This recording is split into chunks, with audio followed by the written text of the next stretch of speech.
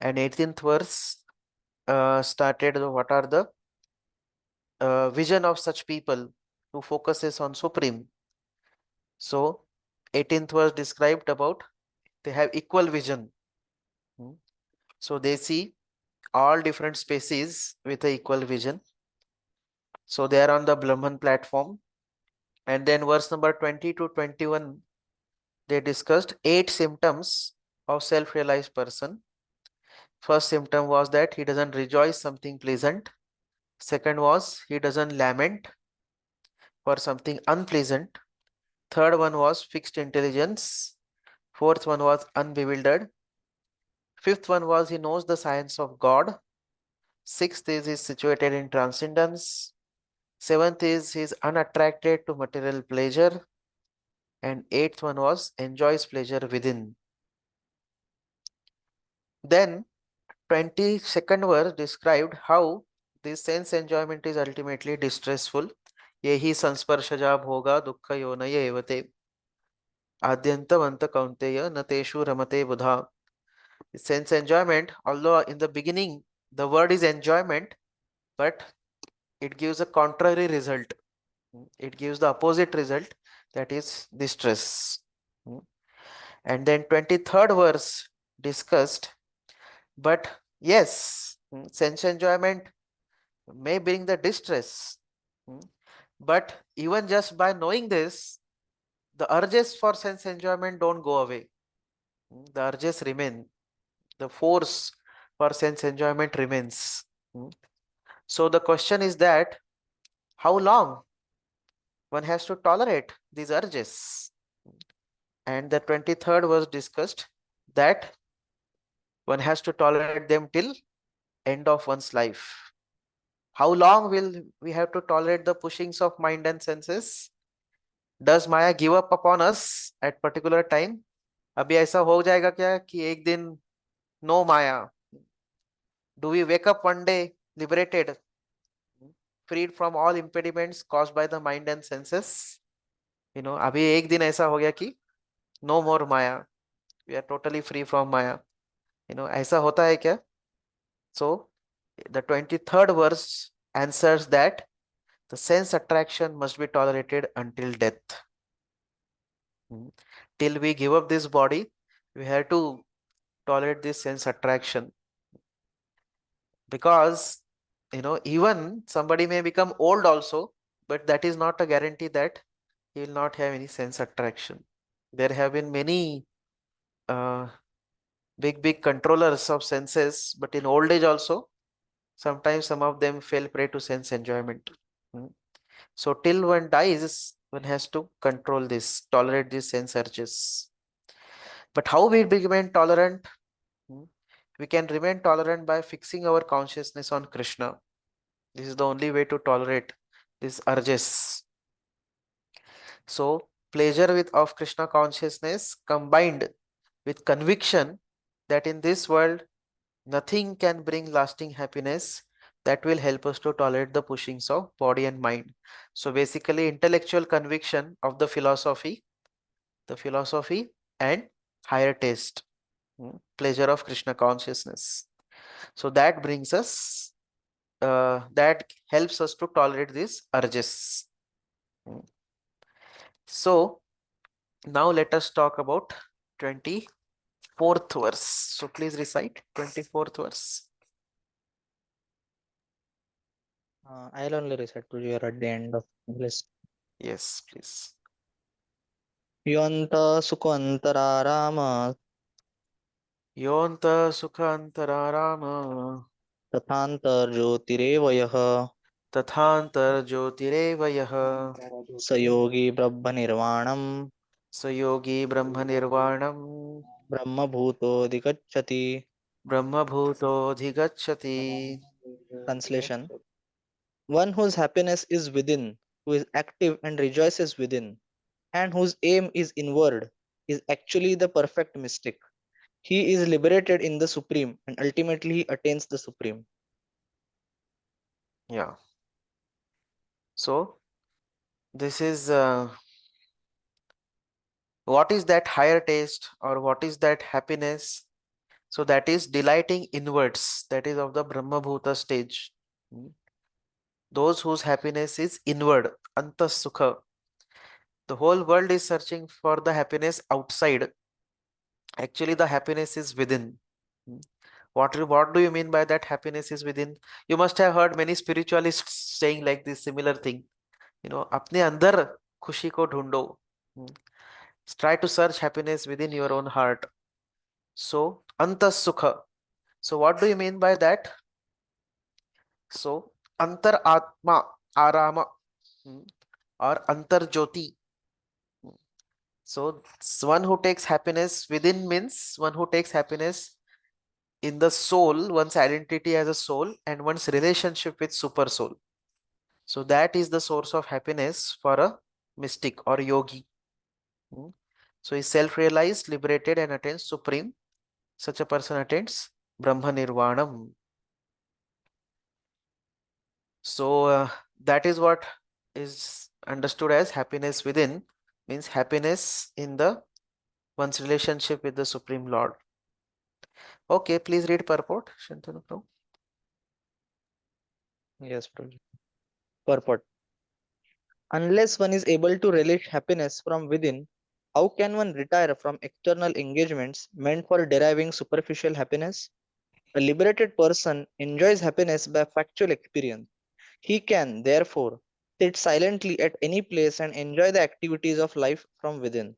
Such a liberated person no longer desires external material happiness. This state is called Brahma Bhuta, attaining which one is assured of going back to Godhead, back to home. Yeah. So this concept is mm, very rare. Why? Because most of the world, they are going far away, further and further away, sometimes crossing countries, sometimes crossing the planet itself and trying to go to another planet to search for happiness. Mm. So because the living entity, his search or his urge for happiness is unlimited, and that's why he wants to keep on searching for that happiness, you know wherever possible. So more and more one becomes externally oriented. One wants to get that happiness from outside things. So in terms of eating, so people travel long distances just to eat something somewhere. They may not, sometimes they may tolerate even the traffic, heavy traffic of city, or high prices, which come along with it, or sometimes the stomach problems, but they are ready to go. Similarly, to watch movies, they are ready to travel, or watch some cricket match, they are ready to travel. If there is a cricket match in Mumbai, people are ready to go from Pune to Mumbai also to watch a cricket match, isn't it? So in this way, in order for enjoyment, living entity is wanting to go, anywhere, everywhere. In fact, they are extending their spheres of enjoyment, far, distances also. They want to cross the states, countries. They feel, oh, what is this, Pune का Lonavala bore हो गया, अभी थोड़ा कुल्लू मनाली जाते या थोड़ा कहीं तो मालदीव्स मालदीव्स जाते या स्विट्जरलैंड जाते। कुछ दिनों बाद स्विट्जरलैंड भी बोर हो गया, चलो मून पे कुछ है क्या, जाके देखते। Is there some nice enjoyment on the moon planet, let us try to get there. Antarctica में जाते like that. So but the fact is that happiness, just like for a fish, the happiness lies only by being in the water. Similarly, for a soul, happiness lies not by any material arrangement. One may be nearer or farther, किधर भी रहो, पास में रहो, दूर रहो, but material enjoyment से soul cannot be peaceful and happy. He cannot be satisfied. So that's why, we have to search happiness within. Mm. So here Prabhupada says, a liberated person. So very insightful purport Prabhupada has written. Unless one is able to relish happiness from within, how one can retire? external engagements that are derived for superficial happiness. So it's a fact that superficial happiness cannot give us satisfaction. Mm. And the external engagements, that's why they never find their end. They keep on, person keeps on trying and trying and trying in various ways. So the solution is that we have to try to find happiness within. Mm. So Prabhupada says a liberated person enjoys happiness by factual experience. Factual experience means that, you know, uh, you know, he factually can relish his relationship with the Lord and his service, which he does for the Lord. Mm. And he understands that Lord is accepting my service and Lord is my dearmost friend. And there is such a loving, affectionate personality the Lord is. So in this way, a person tries to seek that happiness from within, and then that's how he becomes free from hankering for external happiness. Mm. So that's what is the concept. So a transcendentalist has to gradually do that, because we are not habituated to doing it. There is nothing, means this concept is very, very foreign for a conditioned soul, especially in modern times, to try to experience that happiness within. But uh, we have to make us practice. We have to make some steps towards that try to try to enjoy that happiness by service of the Lord. Now, for a yogi, he may be sitting at one place and just meditate on the Supreme Lord, and that is what is happiness for him from within. Mm. But for a devotee, what do you mean by that happiness from within? For a devotee, for that happiness from within means he actually, in a day-to-day life, he renders some service to Krishna directly. Mm. He tries to render service to Krishna. He thinks of Krishna. He tries to remember Krishna. Mm. He tries to, chant holy name. So that way he tries to experience happiness within.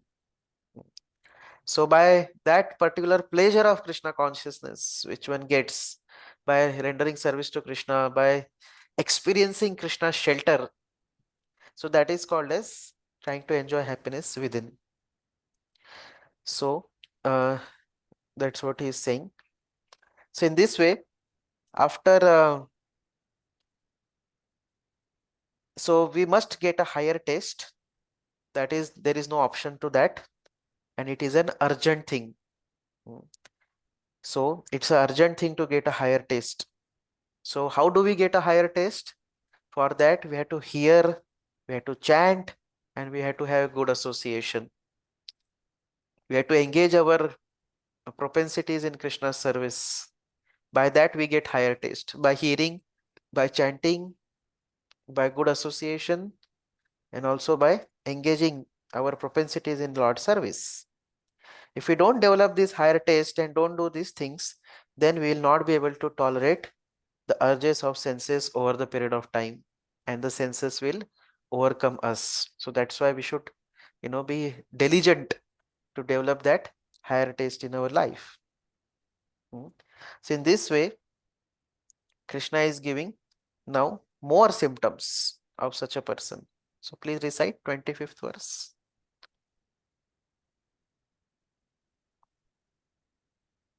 We are at the end, so anybody is remaining to read? Yes, Rohit. Can I read? Yes, yes. So you're remaining in this list? Yes, yes, Rohit. Okay, okay, okay. Aman, yes, you can go ahead. Yes. 24. लभन्ते ब्रह्म निर्वाणं लभन्ते ब्रह्म निर्वाणम् रासयशिन कल्मषः ऋषयः क्षीणकल्मषाः छिन्न छिन्नद्वैधा यतात्मनः छिन्नद्वैधायतात्मानः सर्वभूतहिते रताः. सर्वभूतहिते रताः. Translation: those who are beyond the dualities that arise from doubts, whose minds are engaged within, who are always busy working for the welfare of all living beings, and who are free from all sins, achieve liberation in the Supreme. Yeah. So now this verse is telling sadhana for attaining the liberation, Brahma Nirvanam. First one is freedom from sins, Kshina Kalmashaha. Second one is freedom from dualities of and doubts, Chinna Dvaidha. Third is mind being engaged within, Yatatmanaha. Fourth one is working for everyone's welfare, Sarva Bhuta Hite Rataha. This is the sadhana. Kshina Kalmashaha, freedom from sins, freedom from dualities and doubts, Chinna Dvaidha, mind being engaged within, Yatatmanaha, working for everyone's welfare, Sarva Bhuta Hite Rataha.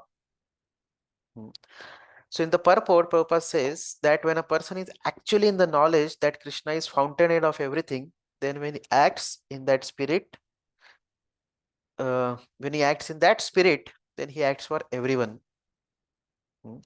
So this devotee understands that the main cause of suffering for every living entity is his forgetfulness of Krishna as the supreme enjoyer, proprietor, and friend. So Prabhupada is referring to the last verse of this particular chapter. So to act to revive this consciousness within the entire human society is the highest welfare work. Sarva Bhuta Hite Rataha means basically trying to act to revive the consciousness of every living entity, that remembrance or of the relationship of every living entity towards the Lord. To remind them of that is the highest welfare work, because the main reason for suffering of any living entities because they are forgetting Krishna. So then Prabhupada talks about the Krishna conscious person has no doubt about the supremacy of Krishna. He has no doubt. Why? Because he is completely freed from all the sins. So Kshina Kalmashaha, and Kshina Kalmasha leads to Chinna Dvaidha. This is the state of divine love. Okay. Further further paragraph Prabhupada says, a person engaged only in ministering to the physical welfare of human society cannot factually help anyone.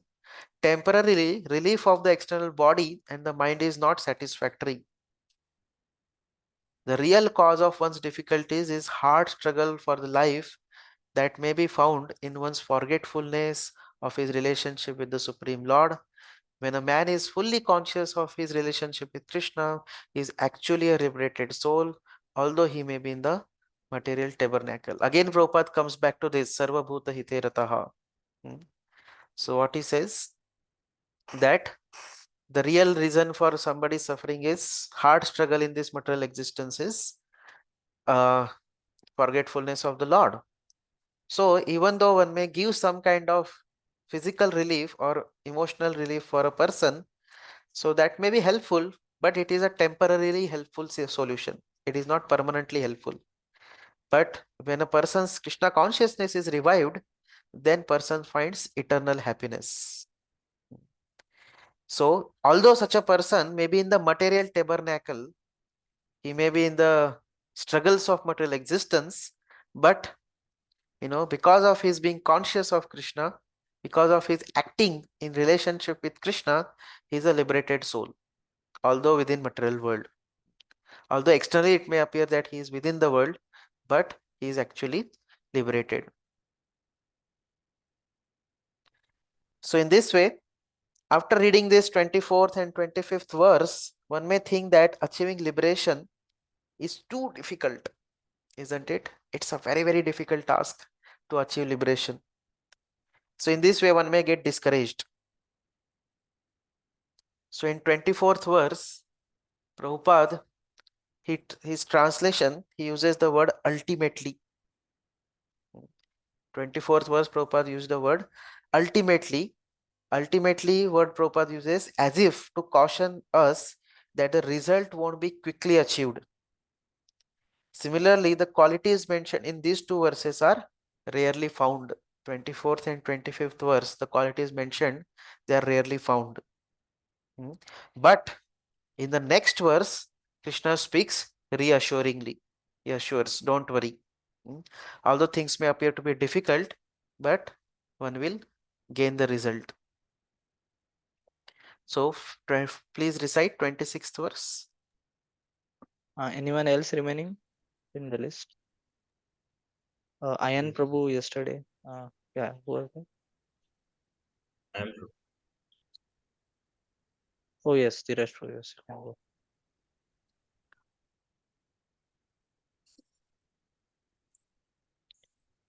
कामक्रोधविमुक्तात्मां Kama krodha vimuktanam यतीनां यत चेतसाम् yatinam yatachetasam Avito ब्रह्म निर्वाणाम् abhito brahma nirvanam वर्तते विदित विदितत्मनाम् vartate viditatmanam. Translation: those who are free from anger and all material desires, who are self-realized, self-disciplined, and constantly endeavoring for perfection, are assured of liberation in the Supreme in the very near future. Yes. So Prabhupada is now Krishna is again, speaking in the assured manner that they are going to attain liberation in Supreme in very near future. So one can attain liberation soon, in near future. How? Kama Krodha Vimuktanam, by being freed from anger and material desires, controlling mind, Yata Chetasam, sincerely endeavoring for perfection with self-discipline and being self-realized, Vidita Atma. So Prabhupada in the purport he quotes this Yatpada Pankaja Palash Vilasa Bhaktya Karmashayam Grathitamudgathayanti Santah Tadvanna Riktamatayo Yatayopi Ruddha Sroto Ganastra Marunam Bhaja Vasudevam. So Prabhupada says that in the conditioned soul, the desire to enjoy the fruitive results of work is so deep rooted that it is very difficult even for the great sages to control such desires despite great endeavors. So yes, indeed it is a very difficult task to control the desire for enjoyment. Even for the great sages, it is very difficult. So Prabhupada says further, a devotee of the Lord, constantly engaged in devotional service in Krishna consciousness, perfect in self-realization, very quickly attains liberation in the Supreme. Yes, but for devotees there is a hope. What is that hope? By constantly engaged in devotional service, trying to cultivate that Krishna consciousness of Krishna, in this way one attains perfection in self-realization and attains liberation in the Supreme. So in general, by any other transcendental method of practicing any other spirituality, other ways of spirituality, these things are very, very difficult. But for a devotee, by practice of devotional service, things are made easier. Things are more simpler. And Prabhupada quotes this verse wherein Lord is telling to Brahmaji, दर्शन ध्यान संस्पर्शैर मत्स्य कुर्मा विहंगमाः स्वानि अपत्यानि पुष्णान्ति तथाहम अपि Padmaja. So why uh, why for a devotee things are easy? Because Supreme Lord is saying, by vision, by meditation, and by touch, only do the fish, tortoise, and the birds maintain their offspring. Similarly, do I also, O Padmaja? Padmaja is Brahma. Means what? The Lord is also thinking of a devotee. And because of that, things become easier for a devotee. Lord becomes merciful by seeing the sincere endeavor of a devotee. So Prabhupada gives explanation further. So the fish, how they bring up their offspring? Simply are looking at them. In the water, the fishes simply by glance on their offspring, they raise their children. The tortoise, it's very amazing and mystical. The tortoise, they they nourish their offsprings, their children by, simply by meditation. Sometimes the tortoise uh, eggs are there on the land and the tortoise is in the water and he simply meditates on the eggs. And in this way, they nourish. How they can do that? That's a that's a very mystical technology. We don't know how one can simply by meditation raise the child. Can human beings do that? you know they keep their children somewhere else and they simply meditate on the children. That is impossible, right? So they also have got some of their very mystical technologies. So, and then Vihangini is birds. How the birds, they take care of their children by keeping them under wings and by physically taking care of them. So similarly, Prabhupada says a devotee in Krishna consciousness, although far away from the Lord's abode, can elevate himself to that abode simply by thinking of his constantly by engagement in Krishna consciousness. He does not feel the pangs of material miseries. Hmm. So devotee also meditates on the Lord, and similarly, even the Lord thinks of his devotee, and in this way, devotee derives great nourishment and satisfaction. So uh, one may question that how is it possible that something so difficult to obtain will be achieved in very near future, isn't it? The verses 24 and 25, we discussed that how things are quite difficult, but then here Krishna is saying that things, it will be attained, this Brahma Nirvana will be attained in very near future. How is it possible? Hmm. So uh, so that's how this analogy Prabhupada has given. So from that, even Srila Baladev Vidyabhushan also quotes that same analogy, and he indicates that for those who endeavor seriously in Krishna consciousness, perfection is readily available because the super soul is concerned about those who act in this fashion. तो जो लोग sincerely try करते हैं, Endeavour करते हैं, उनके बारे में सुपर सोल को भी चिंता रहता है, अरे इतना मेहनत कर रहा है मेरे लिए. So super soul is also concerned about them. He is also thinking about them, and in this way, for them the liberation is more easily available.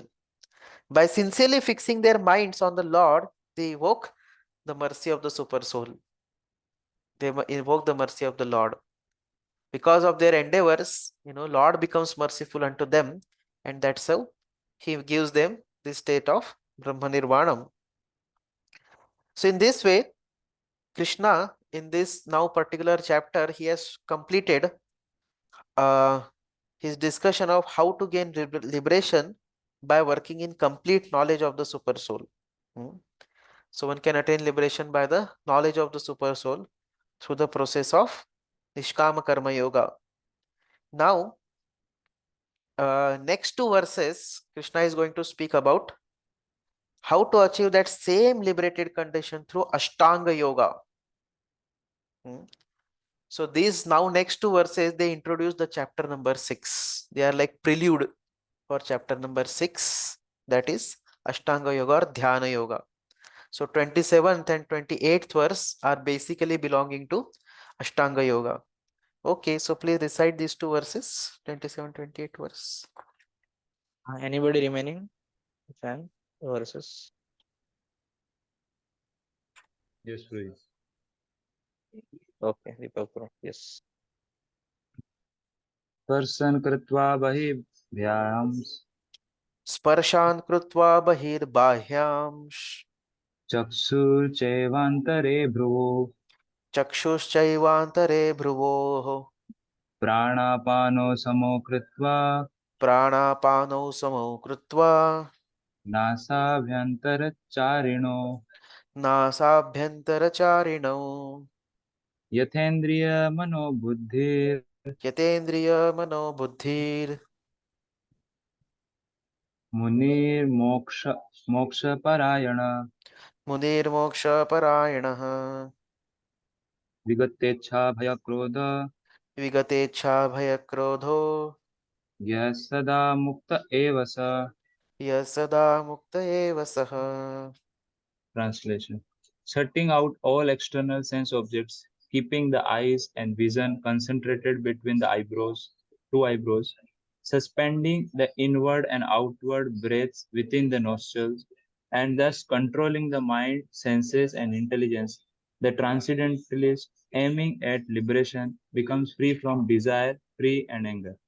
One who is always in this state is certainly liberated. Yeah. So this is introduction to Ashtanga Yoga. Please read purport. Perfect. Being engaged in Krishna consciousness, one can immediately understand one's spiritual identity. And then one can understand the Supreme Lord by means of devotional service. When one is well situated in devotional service, one comes to the transcendental position, qualified to feel the presence of the Lord in spare of one's activity. This particular position is called liberation in Supreme. Yeah, that's it. So now Prabhupada in the purport, he is explaining things first of all not through Ashtanga Yoga, through the process of bhakti. So by Prabhupada is saying how by when we say that somebody who is liberated in the Supreme, that Brahma Nirvanam, how to attain through devotional service. Prabhupada is telling. How one gets? By being engaged in Krishna consciousness, by understanding one's spiritual identity, mm, also by rendering devotional service to the Lord in a practical way. So in this way, by being firmly situated in devotional service, one gradually gets elevated to the platform of divinity or Krishna consciousness, and in this way, one can feel the presence of the Lord in one's life also. Even in one's day-to-day activities, one can feel the presence of the Lord. So there are many examples of such great personalities who by rendering devotional service, they used to feel that presence of the Lord, and Lord was to come and reciprocate with them. So we see Sanatan Goswami, how they were, the Lord was like, uh, it was a regular affair that they used to talk with the Lord, Sanatan Goswami or Lokanath Goswami, isn't it? So there are some examples of like that, wherein in day-to-day life, day-to-day activities, the Lord, you know, reciprocates, and even the presence of the Lord is felt also by a person who is little more purified. So even sometimes the Lord may reciprocate through the dreams, sometimes through, sometimes through talking directly. So yesterday I was hearing one class of His Holiness Prabodhan Saraswati Swami Maharaj. So he was telling one pastime wherein Srila Prabhupada, so we know that even Srila Prabhupada, there are some examples wherein he tells, how he was getting some reciprocations from Prabhupada and different acharyas. So he was telling that Prabhupada Saraswati Swami Maharaj was telling that how uh, Prabhupada was in Los Angeles, and Prabhupada had decided that my spiritual master wants me to preach in West. So I tried to preach in India. It has not been fruitful. So better I just follow instructions of my guru and remain in the West. And that's how Prabhupada made Los Angeles has his headquarters. Hmm. If you know that the first headquarters of ISKCON was Los Angeles. So they had purchased a big church, and there is a very beautiful whole structure, system, beautiful deities, all of them were present. And Prabhupada had decided that this Los Angeles is our headquarters, and that's how I'll remain in the Western countries only. Here people are very receptive, and in this way I'll keep on preaching here, and that's how my movement remains here. But then on one of the occasion, when Prabhupada went to take darshan of Rukmini Dwarkadesh, they spoke to Srila Prabhupada that you go and open temples in India, you go and preach in India. We will give you better facilities in India also. So please go and open temples in India. And that's how Prabhupada came to India and started preaching. And then he opened Mayapur, Vrindavan, Juhu, these three temples, and especially Mayapur became headquarters of ISKCON. So we see these are the day-to-day activities of devotees, wherein a person who is engaged fully in Krishna consciousness, he can feel the presence of the Lord. Sometimes the Lord personally reciprocates also with the devotee. But even for a sadhaka, one may say Prabhupada is Siddha, he is a perfected personality. For him, what is the problem? But even for a sadhaka, he sees that how in his day-to-day life, how his anarthas are reduced, how he is becoming more and more happier and peaceful in his life, how his hankerings are reduced. So these are all, ways one feels the presence of Krishna through the joy which comes through association of devotees, the joy which comes by reading Bhagavatam, Bhagavad Gita, these literatures, or by participating into wonderful kirtans. Whole World Holy Name Week is going on, isn't it?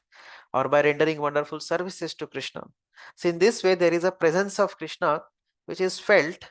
Now, it may take some little more purified heart, and more, you know, uh, inward disposition to in order to feel that presence. So further, Prabhupada explains in the purport about Ashtanga Yoga. So for Ashtanga Yoga, now for Ashtanga Yogi to in order to feel the presence of the Lord, for him he has to do a lot of hard work through the process of yama, niyama, asana, pranayama, pratyahara, dharana, dhyana, and ultimately samadhi. So Prabhupada says that one has to drive out the sense objects such as sound, touch, form, taste, and smell by pratyahara process in yoga, and then keep the vision of the eyes between the two eyebrows and concentrate on the tip of the nose with half closed eyelids. So basically this process is going to be explained in the next chapter, how one has to drive away all the sense objects, because the sense objects create attachment to them. So better drive away all the sense objects from the mind and then concentrate. Keep the vision of eyes between two eyebrows and concentrate on the tip of the nose. One should not completely close the eyes. Why? Because there is every chance of sleeping. If one closes the eyes completely, there is a chance that one may sleep. One may sleep up, sleep. He may just go to rest. So Prabhupada told also many times he has visited these yoga societies, and people he has seen that they are snoring. They are not. They are not able to meditate on the Lord. They are simply sleeping and snoring. On the other hand, if one keeps the eyes completely open, there is a issue. What is that? There is a chance of getting distracted. So during chanting also we see that when we sometimes we try to close the eyes, then we feel sleepy. If we open the eyes, then there is distractions. We look at other devotees, or we may look at some other things which are going on around. So in this way one gets distracted. So for a yogi, it is recommended that he should keep eyes half closed and focus on the tip of the nose. And in this way, try to meditate. And then also he has to control the life airs, inward air, outward air. If you remember, we discussed it little bit in the third chapter in terms of yajnas. There were various yajnas. So there is yajna of a yogi wherein he does pranayam. So kumbhak, rechak, all these things. He has to purak, kumbhak, rechak, he has to do these things. So that way, one has to, control one's breathing through pranayam. So Prabhupada says that in this way, through this, the goal of this is that one becomes free from fear and anger, and then one can feel the presence of the Lord in that transcendental situation. So these all things help a person to slowly come to mode of goodness, and from that goodness one comes to the platform of transcendence, and on that transcendental position one can feel the presence of the Lord. So basically, but all these things are going to be explained in the next chapter. So now Krishna comes to the concluding verse of this chapter, which is very important verse. So after explaining this Ashtanga Yoga, after giving a prelude or kind of introducing this Ashtanga Yoga system, now a Krishna conscious person, however, always being engaged in devotional service, does not risk losing his senses to some other engagement. This is a better way of controlling the senses than Ashtanga Yoga. So that's what Prabhupada writes in the purport also. And now Krishna is going to talk the peace formula. So please recite the very famous verse, 29th verse. Anyone else remaining?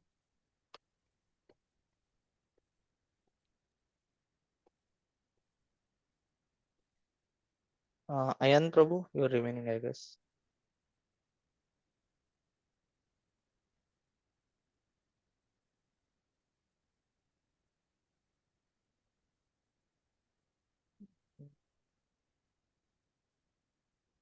No one else? Then we will go from the start.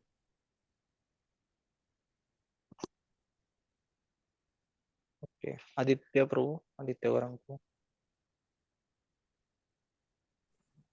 Yes. Harishna Group, I am remaining. Yes, Chaitanya Prabhu. Can go ahead. Bhoktaram Yagna Tapasam Bhoktaram yajna tapasam Sarvaloka Maheshwaram sarvaloka maheshwaram Surdam Sarva Bhutanam surudam sarvabhutanam Gnatma Ma Santim Rachati. yatva mam shantim ricchati. Translation: a person in full consciousness of me, knowing me to be the ultimate beneficiary of all sacrifices and austerities, the supreme lord of all planets and demigods, and the benefactor of, and well-wisher of all living entities, attains peace from the pangs of material miseries. So this is the very famous verse to be memorized. I hope many of you may be even remembering this verse already by heart. Bhoktaram yajna tapasam. So this verse gives threefold peace formula. First aspect of that peace formula is Bhoktaram yajna tapasam. Lord being the supreme enjoyer. Hmm. How he is supreme enjoyer? He is the ultimate beneficiary of all sacrifices and austerities, object of worship of karma yogis and jnanis respectively. Second one is Sarvaloka Maheshwaram. He is the supreme proprietor. He is supreme proprietor of all planets and devatas also. Hmm. This is the object of worship of Ashtanga Yogi as Paramatma. And then third is Surudam Sarva Bhutanam. The Lord is supreme well-wisher of all living entities by instructing on Bhakti. So he is the object of worship of even Bhaktas. Hmm. So first line more applies to Karma Yogi and Jnanis. Second line for Ashtanga Yogis. Third line more for devotees. So in this way, one who knows this, he attains peace and liberation from the pangs of material miseries. So there is a very long purport. Prabhupada talks. Yeah. So the conditioned souls within the clutches of illusory energy are all anxious to attain peace in the material world. We see nowadays also there is so much of efforts are going on to create peace in the world, isn't it? People are very eager for peace, but they do not know the formula for peace, which is explained in this part of Bhagavad Gita. The greatest peace formula is simply this: Lord Krishna is the beneficiary of all human activities. Men should offer everything to the transcendental service of the Lord because he is the proprietor of all planets and demigods thereon. No one is greater than he. He is the greater than the greatest of the demigods, Lord Shiva and Lord Brahma. He is the master of material nature, and the conditioned souls are under the stringent rules of material nature. Unless one understands these bare facts, it is not possible to achieve peace in the world, either individually or collectively. So unless until one understands that Krishna is my master and is the real enjoyer, is the real proprietor, is the real friend, there is no possibility of attaining peace. One may do a lot of other efforts for doing peace. One may think that by communism we'll be able to attain peace. Or somebody may think, no, by capitalism one may be able to attain peace. Or somebody may think by democracy one may be able to attain peace. But none of these methods are proving themselves to be very fruitful. The most fruitful method, that's why uh, the best method to attain peace is this: to understand Lord, Supreme Lord, as the center of all the activities. So when Prabhupada went to communists also, he said that your idea is good, But the one main pivotal point is missing. What is that? The pivotal point is that everything does not belong to state. Everything belongs to the Supreme Lord. So if you focus, if you add the Supreme Lord and understand that everything belongs to the Supreme Lord, and that's why he is the enjoyer of everything, is the proprietor of everything. So that way you can attain peace. So this is also, this Ishavasya principle is also very important in order to attain peace. Because when people understand that the Lord is the proprietor of everything, now we are the children of the Lord. So if we are children of the Lord, we also have rights to get the property of the Lord, isn't it? Just like the son has the rights over the property of father. Yes, that is true. But one should only take what is one's quota. And one should not try to think that I am the supreme proprietor. So what is one's quota? One should take that. And also, so sometimes one may ask this question, is it not that the son has the right to enjoy father's property? Yes, son has the right to enjoy father's property. But son also has to acknowledge that this is father's property. And also has to, you know, uh, cooperate and remain in harmony with father. The son who is always rebellious with the father, he cannot enjoy father's property. Who is always troubling father or always trying to, you know, rebel against father, he cannot enjoy father's property. But the son who remains in harmony with father, who tries to serve the father, then he also becomes the enjoyer of the property of father. So same way, the living entity, they may, if they think themselves as independent enjoyers, then there will be sufferings. Why? Because the enjoyment of one living entity clashes with enjoyment of another living entity. Like for example, uh, the interest of Russia and Ukraine, they are clashing now with each other. The Ukraine wants to enjoy in a particular way. Russia wants to enjoy in the other particular way. And their interests are clashing now. And that's why there is so much of war. Okay. So in this way, if every living entity thinks themselves as proprietor and enjoyer, then there are always going to be clashes. But when one understands that everything belongs to the Lord, and then I have only right over my own quota, I should not encroach upon others' quota, and I should also acknowledge Lord's presence. He is being supreme enjoyer, so I should try to cooperate with the plan of the Lord. So this brings to the universal harmony. And when there is a universal harmony, then there is peace. Now, people say Geo or Ginedo, but does it not apply to animals? Why don't we allow animals to Ginedo? If, if human beings, they think that, oh, this animal I can eat up, I can just, I can just kill this animal, slaughter this animal and eat for myself. How there can be any peace? If we are disturbing others' peace and we want to be ourselves peaceful, how is it possible? Isn't it? Because they are also children of God and they are not your quota. So if you are, if somebody is, taking this Lord's, without Lord's cooperation with the Lord's plan, if one takes these animals and tries to slaughter them and, eat them, then there won't be peace in the, so in the, in the, as a reaction, that will come as a reaction, and in that person's life there won't be peace. He'll be very much disturbed and he will disturb others also, isn't it? So this sense of Krishna, Prabhupada says that that's why, unless until one understands these bare facts, it is not possible to achieve peace in the world, either individual or collectively. This is the sense of Krishna consciousness. Lord Krishna is the supreme predominator, and all living entities, including the greatest demigods, are his subordinates. One can attain peace only in complete Krishna consciousness. So once the in charge of the crime branch in America, I don't know whether I told here or not, he went to Srila Prabhupada and he said that Swamiji, crime rates are increasing so much in America. We are highly worried what to do. And Prabhupada said that give us the facility for performing Harinam Sankirtan and distribution of prasadam. These two things alone, by chanting the holy names and by distribution of prasadam, there will be great peace in the society. There will be great joy in the society. So wherever we see that there is a real God consciousness, God-centered people, that societies are peaceful. Wherever there is atheism and rejection of the Supreme Lord, there is lot of chaos. Hmm. So that's what this is the peace formula which Lord gives, which Lord speaks about. Hmm.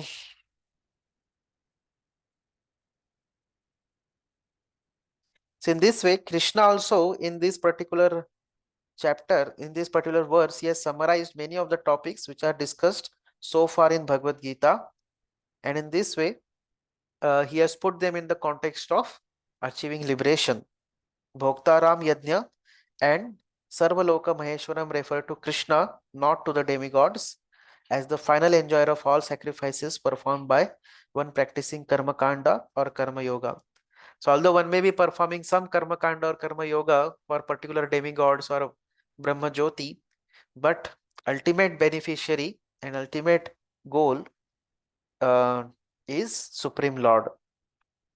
Bhoktaram Tapasam refers to Krishna as the goal and beneficiary of Jnani's attempts at austerities.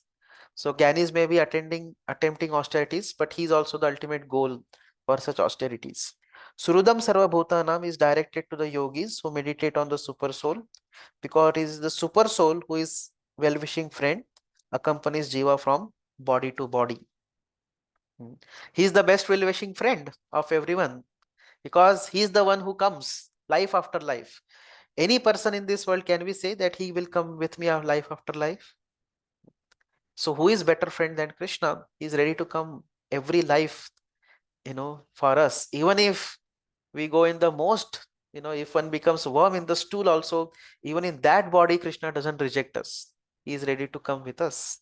So he is the Surudam Sarva Bhutana. Actually, this particular fact can give great solace to devotees, that he is my most well-wishing friend. So Srila Vishwanath Charya Thakur, he adds, Krishna is the well-wishing friend of all living beings.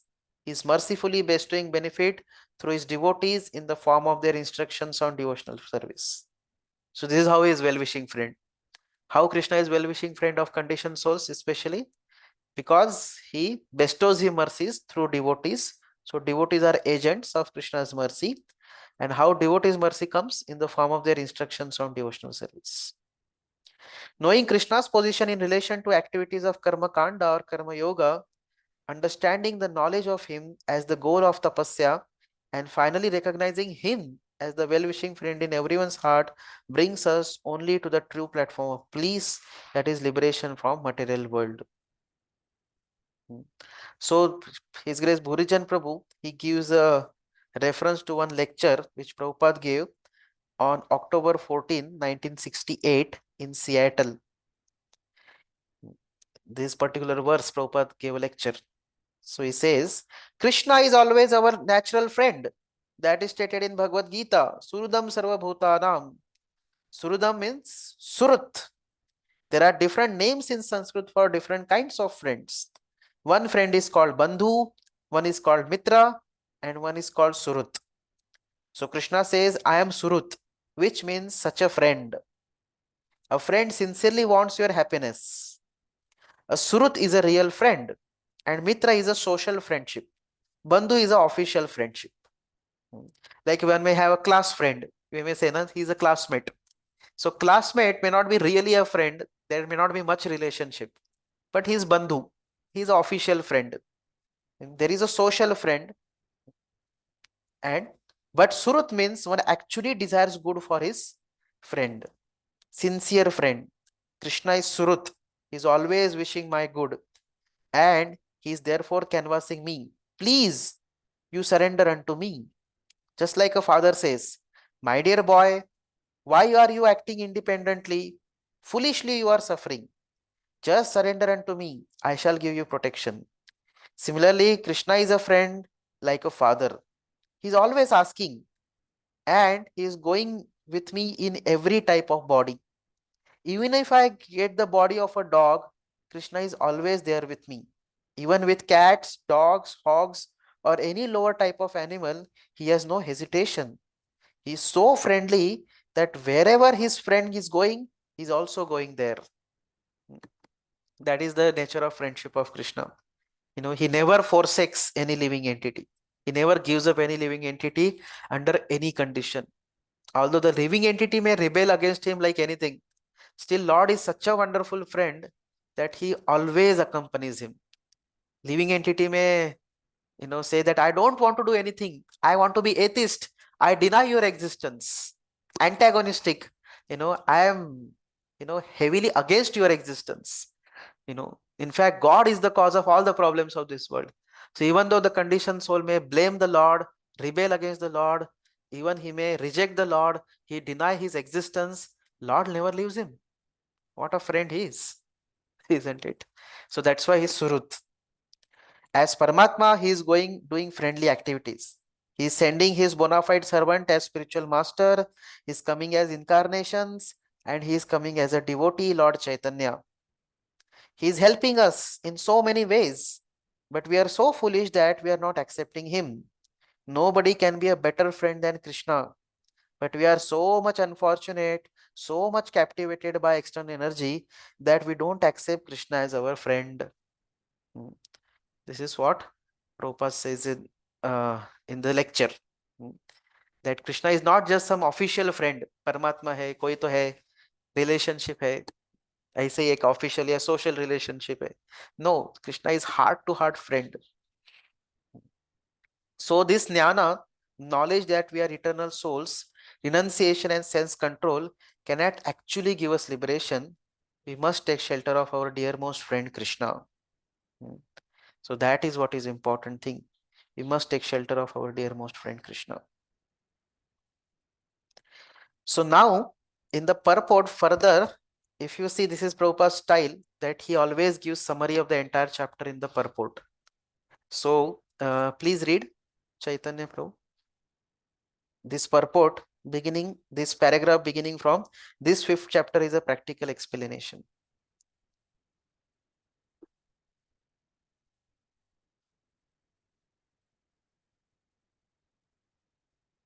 Are you there? Purport.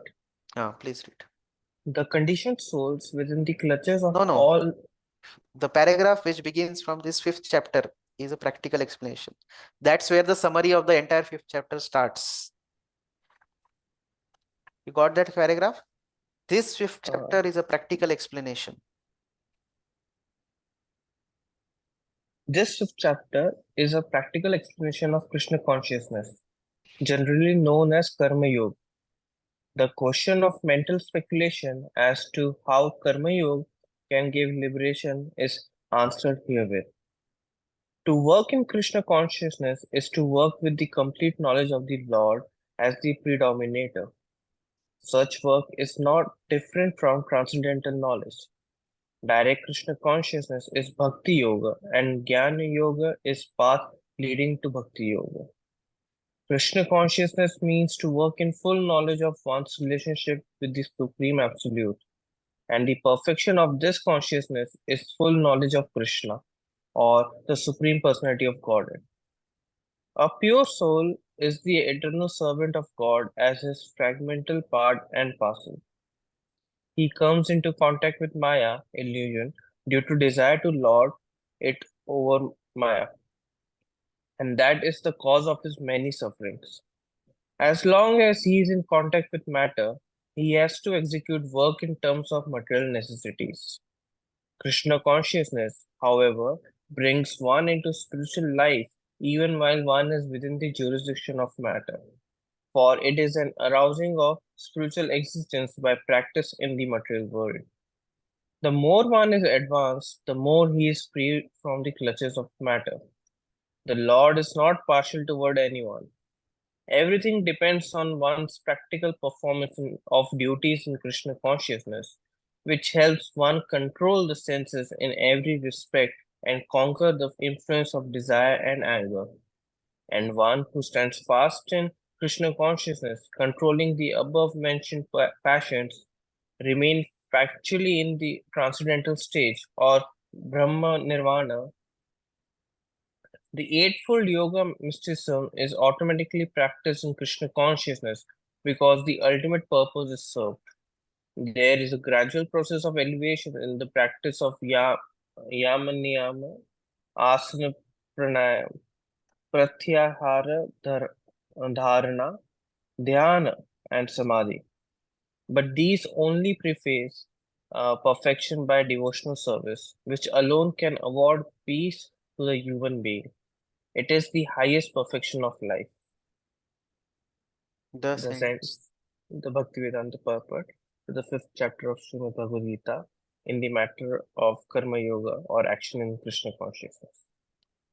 Yes, so in this way we have completed our fifth chapter, and next week we'll begin with the sixth chapter, Dhyana Yoga, because it is not appropriate to begin for just last few minutes. Yeah. So any questions or we can end? Yes, Arjun Sarthi bro. Logic, about this last verse, no, individually practicing this seems to be very easy.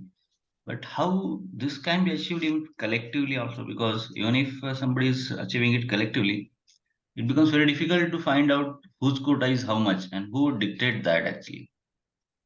So that is given in the scriptures. The quota is generally mentioned in the scriptures. That's why one has to read the scriptures. So, what is the quota of a Brahmana? Brahmana's quota is what? Whatever he gains, he should, Brahmana means he should always keep himself poverty stricken. He doesn't remain opulent. So, although Brahmana may get lot of dakshina, he sometimes may get thousands and lakhs of cows or gold, all these things in charity, but he doesn't keep with himself. He just gives it away.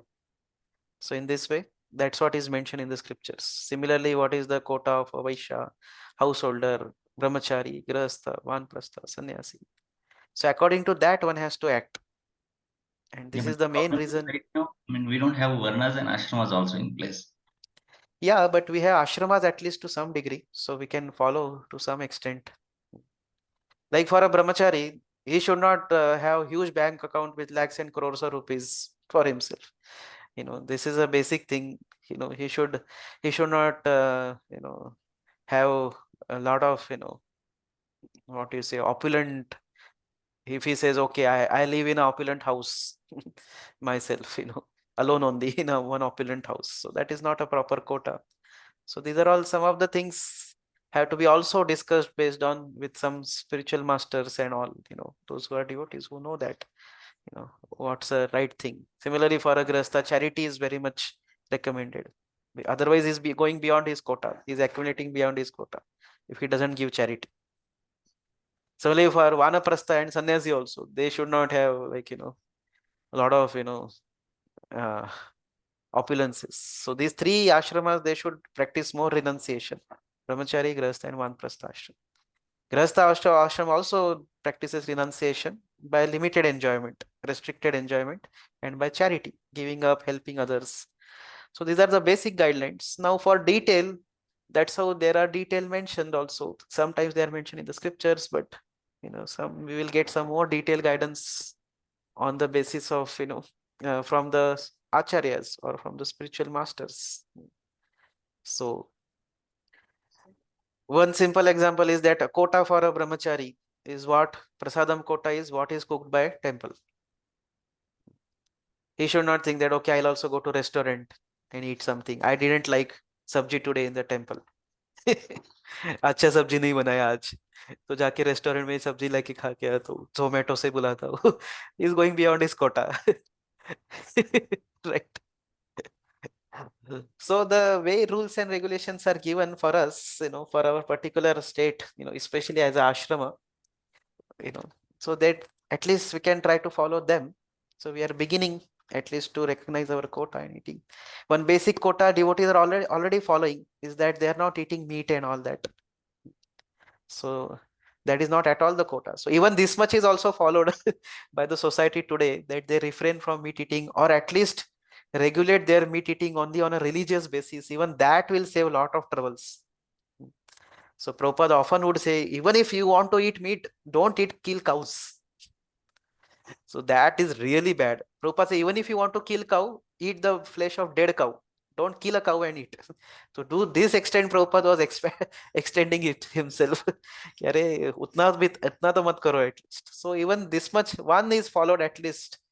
कि इतना ही एकदम religious slaughter houses maintaining and all. तो उससे बहुत सारा problem solve हो जाएगा. Similarly, smoking, drinking also. Similarly, quota in terms of sexual enjoyment, no illicit sex. So ये चार regulative principle follow करते हैं तो बहुत सारा कोटा का जो है वो बहुत सारा चीजें ऑलरेडी ऑटोमेटिकली फॉलो हो जाता है. They are given in that way only.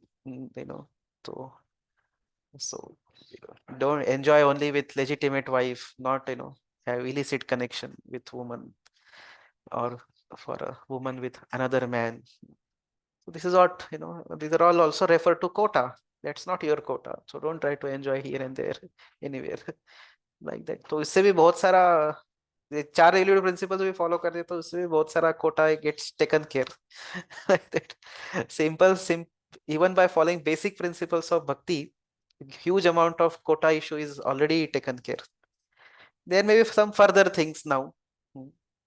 More details are there also that will enhance, that will bring us further to just meeting out our quota. Okay. Yes.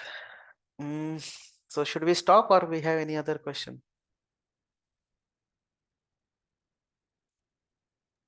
Hare Krishna, Guruji. Yes, Mandar Prabhu. Guruji, I have a doubt now. 20, 27, 28 verse talked about Ashtanga Yoga. So before that, Krishna was speaking about controlling the mind, senses, and many things, and attaining the Supreme, focusing on the Supreme. Then he came to Ashtanga Yoga in 27, 28, and again in 29, he came back to Bhakti. Again in 29, he says that, okay, I am the ultimate beneficiary, by that you can achieve peace. So means, is it some answer to any of the question of Arjun? Because immediately he gone to Ashtanga Yoga and immediately he come back to Bhakti. Actually, 29th verse is not only bhakti, it is also for all, even for that's what it is said, na? Even he is the goal for even those who want to do jnana yoga, even those who want to do karma yoga. So majorly Bhoktaram Yajna Tapasam is for karma yoga and jnana yoga people. For them, even he is the enjoyer of all their sacrifices, because karma yoga and jnana yoga people, they are more engaged into sacrifices. So he is the goal of all their sacrifices. Then those who are Ashtanga yoga, for them, what is there? Sarva Loka Maheshwaram.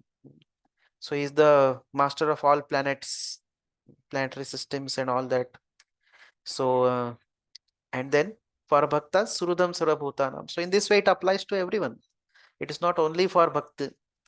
And that's how, if you remember, we read that Jnana Yoga, Prabhupada says in the purport that Jnana Yoga is a step towards Bhakti Yoga. So it is leading towards Bhakti Yoga, like that. Ashtanga Yoga, Jnana Yoga. So these all are the part of Yoga ladder. Ultimately, they lead to Bhakti Yoga. So like that. Yes, Prabhuji. And Karma Yoga and Bhakti Yoga is quite related. Means many times Karma Yoga is also translated as Bhakti Yoga. Yeah. I mean, Prabhupada translates all these things as devotional service only, Krishna consciousness only. Because one way they are all encompassing.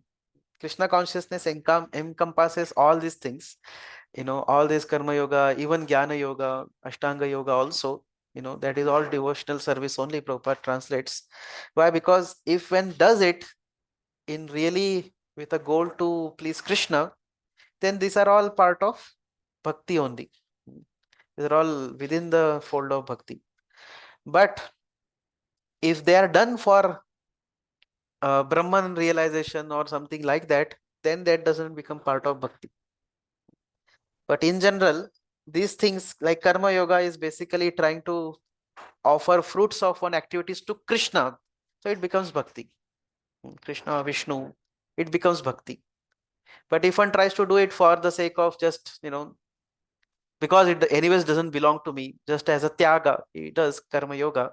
He just gives up the fruit just because, they don't belong to me, he has no goal to please Krishna or goal to offer it to Krishna, then that is not bhakti. Like that. But eventually it can lead to bhakti. Because that's how that person goes through the process of karma yoga. Then he'll realize, oh, get on the jnana. He understands, oh, actually I'm spirit soul, so there are some things to be done on a spiritual platform also. Then he comes to ashtanga yoga. Okay, I have to meditate now. Only knowledge is not sufficient. The goal of knowledge is to meditate. Now meditate on whom? Then on Paramatma. Then further his knowledge gets advanced. Then he comes to understand that Paramatma is Supreme Lord Vishnu and I am his servant. And eventually he comes to the ladder of Bhakti Yoga. So that's a gradual process. But somebody can directly offer the karma yoga fruits of his activities to Krishna. Yad karoshi, yad asnasi, yad johosi, dadasi, yad tapasyasi kaunteya, tat kurushva mad arpanam. Somebody does it directly, offers it to Krishna, he's taking a elevator. He's taking an elevator. He doesn't have to go through steps. He's taking elevator and he directly coming, so he's surpassing these stages of, Jnana Yoga, Ashtanga Yoga. Because while chanting, one is supposed to hear attentively the holy names. So that is what is meditation. Basically, one is simply meditating on transcendental sound vibration, isn't it? And similarly, the knowledge about Krishna is being so much profusely being discussed through the Bhakti literatures as Bhagavad Gita, Bhagavatam, and all that. So all these things are, encompassed in the process of Bhakti Yoga.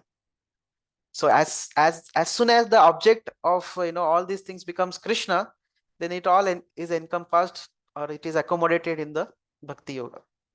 But because we know this is the only way, we don't know any other way, but there are other types of yogis also, karma yogi, who don't necessarily offer it to Krishna. They may offer to some demigods. They may also sacrifice some of the fruits of their activities, but they not do for Krishna, they offer to demigods. So they are also, if they are doing it properly through scripture, they are also on the path of yoga ladder, but they'll have to go step by step then. So first they'll offer to demigods, then they'll realize, oh, I have to first of all give up the fruits. Then knowledge, again that soul platform they come. Like that, they'll go step by step. Okay. Yes, Guruji, one Prati. follow-up question on the same question that Mandar asked. Like till 26th verse, things were going as per the theme that previously to control the senses and all, and suddenly Krishna is turning towards Ashtanga Yoga. Why such sudden turn? Like why Krishna felt the need to explain the shutting of the senses and nostrils and breathing? Why he felt the sudden need to go in 27, 28 verses in Ashtanga Yoga? So basically Krishna is also explaining various types of yogas.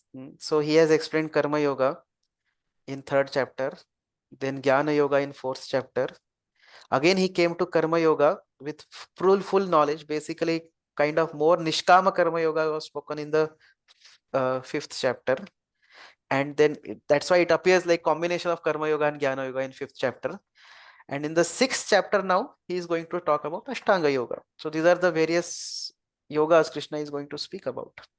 So he wanted to speak, so he introduces here as ashtanga yoga. This much only is written, there is nothing further that, so different yogas he is explaining, and that's how it comes to the sixth chapter, wherein he talks about dhyana yoga. Is going to talk about now in the 6th chapter. So he just introduces that in the 27 and 28 verses, like that. Yes.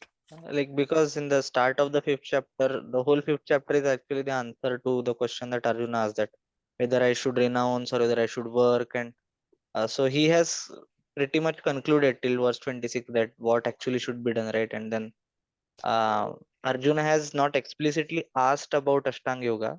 So that's why I was just curious. Uh, So basically Krishna explained about how to attain liberation through nishkama karma yoga in the 5th right. chapter. Correct. Correct. And then now 6th chapter he want to tell that same liberation, Brahma Nirvanam, can be attained through Ashtanga Yoga also. Okay, okay. So he is providing an alternative that okay, Alternative path Niskam also is Karma there Yoga of, is also there and Ashtanga Yoga is also there. and Jnana Okay. Yoga is also there. Different Yes. paths is giving, like Mm-hmm. that. Okay, okay, okay. Understood.